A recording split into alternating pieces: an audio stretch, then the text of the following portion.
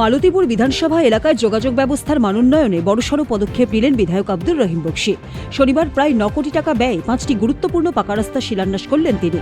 রাজ্য সরকারের রাস্তাশ্রী ও পথশ্রী প্রকল্পের অধীনে চাঁচল 2 নম্বর ব্লকের চন্দ্রপাড়া পঞ্চায়েতে 3টি এবং রতুয়া 2 নম্বর ব্লকে শ্রীপুর 2 নম্বর গ্রাম পঞ্চায়েতের 2টি রাস্তা নির্মাণের কাজের সূচনা হয়।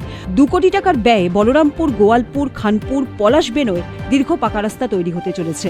এদিন নারকেল ফাটিয়ে ফিতে কেটে প্রকল্পের শিলান্যাস করেন বিধায়ক। উপস্থিত ছিলেন জেলা পরিষদ সদস্য আব্দুল হাইস সহ বাকি জনপ্রতিনিধিরা। বিধায়ক জানান, এলাকার উন্নয়নের গতি ত্বরান্বিত করতেই এই পরিকাঠামো নির্মাণ।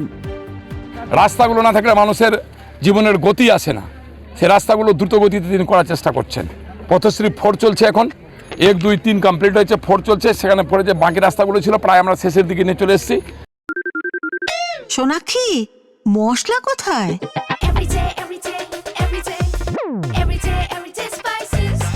এভরিডে মশলা, দেশের স্বাদ। 2-1টা রাস্তা বাদ দিলে প্রায় সব রাস্তা আমরা করতে পেরেছি। প্রায় 20 কোটি টাকার কাজ রাস্তার করেছি। বোল্ডার পিচিং হয়েছে। আপনারা ধরে নেন যে এই 5 বছরের মধ্যে বোল্ডার পিচিং যদুপুর থেকে শুরু করে যদুপুরে, দুর্গাপুরে, এইভাবে করে খানপুরে চলে গেছে।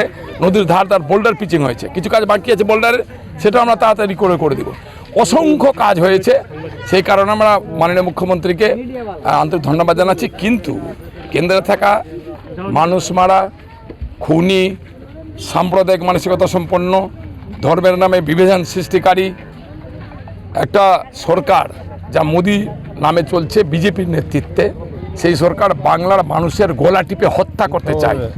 তাদের বিরুদ্ধে লাস্ট স্বপ্নরা যেটা দেখেছে ক্ষমতা দখল পশ্চিমবঙ্গের উন্নয়নের কাণ্ডের মমতা ব্যানার্জির পাশে দাঁড়িয়ে চিরবিদায় দিবে বিজেপিকে পশ্চিমবঙ্গের বুক থেকে। এর জন্য পশ্চিমবঙ্গের বাঙালিরা আমরা প্রস্তুত আছি, তৈরি আছি। সামসি থেকে মুর্তুজ আলমের রিপোর্ট, উত্তরবঙ্গ সংবাদ।